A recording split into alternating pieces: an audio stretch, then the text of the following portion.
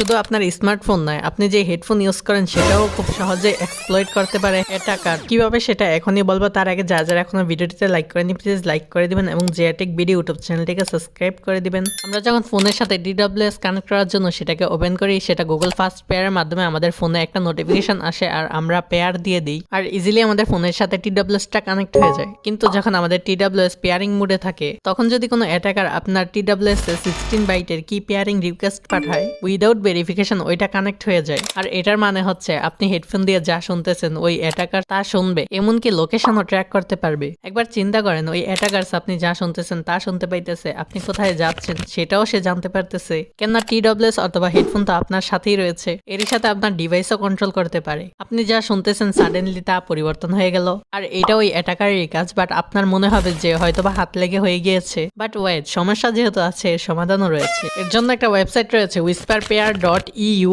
ওইখানে যাবেন। ওইখানে যাওয়ার পর আপনার যে TWS অথবা হেডফোন রয়েছে তা সার্চ করবেন। ওইখানে লিস্ট দেওয়া আছে কোনটাতে ভার্নেবল আছে আর কোনটাতে ভার্নেবিলিটি ফিক্স করে দেওয়া হয়েছে।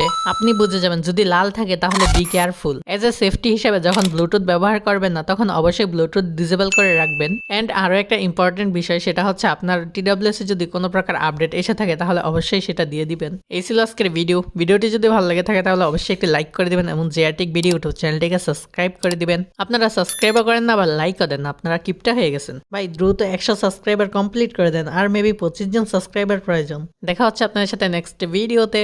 Good bye.